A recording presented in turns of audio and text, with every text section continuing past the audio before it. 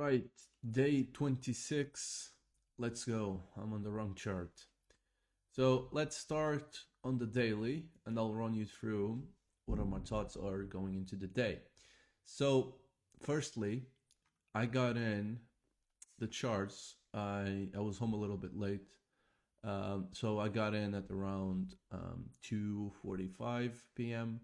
But there was news at 3 p.m. So I would have not traded anyways up until then. So going into the day, I see we touch the daily for value gap right here. Beautiful touch. I go on the 12-hour, also a fair value gap.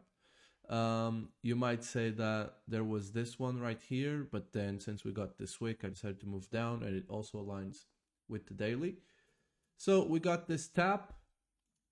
4 hour was bearish, but not but 1 hour was still bearish as well. So you got the 1 hour and the 4 hour bearish. And then you got the 15 minute, which just turned bullish. So you got a low here, you got a high, then you got another low here, and then we break the previous high on this 15-minute candle, which means that temporarily we are bullish. Then I waited on the 5 minute.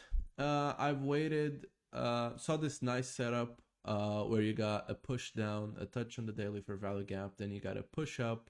We displaced, there's this fair value gap here and the small one right here. And then there's also this order block right here. I didn't want to enter straight away in here at this order block because the 15-minute was not closed yet and we got a new 1 hour candle after that. So I decided to just wait for a bullish order block to form and enter there.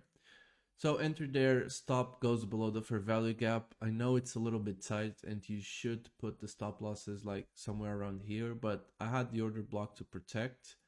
I had this fair value gap to protect and I had the beginning of this order block body to protect. And if I put it too low, it wouldn't give me a favorable enough risk to reward because I was targeting initially these highs. So I'm just going to move this here because it will be important later. So we enter, we got a nice push. And at this point in time, let me just log in into my Chartbot account. And at this point in time, we sweep these highs and I said, okay, maybe I want to sell here and leave some more runners to the 1 hour fair value gap, which was around here, and take profits there. But you see, what I noticed today is that I got the concept of runners completely wrong. You're not supposed to leave runners when you take profit early.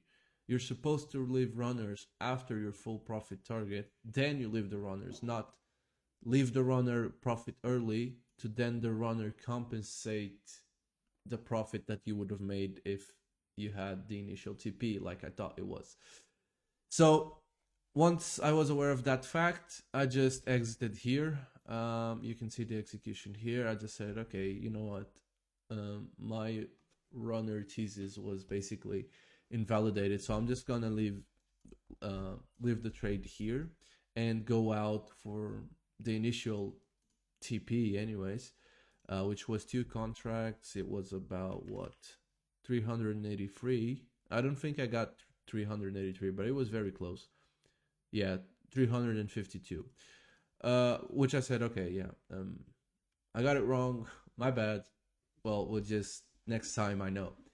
So yeah, that was basically it. I also didn't like the reaction on this 5 minute fair value gap. If you go onto the 1 minute, you can see that it's very wiki. You got this break of structure here, and then we immediately break down after this. Then you got a retest of this fair value gap, and then we just print bullish order flow. I'm not saying we cannot go up anymore. Of course we can, but for me, having that runner thesis invalidated and this happening for me was okay. That's enough for me. Happy with my $350, and yeah, that's me done for the day. I hope you guys enjoyed, and I see you tomorrow.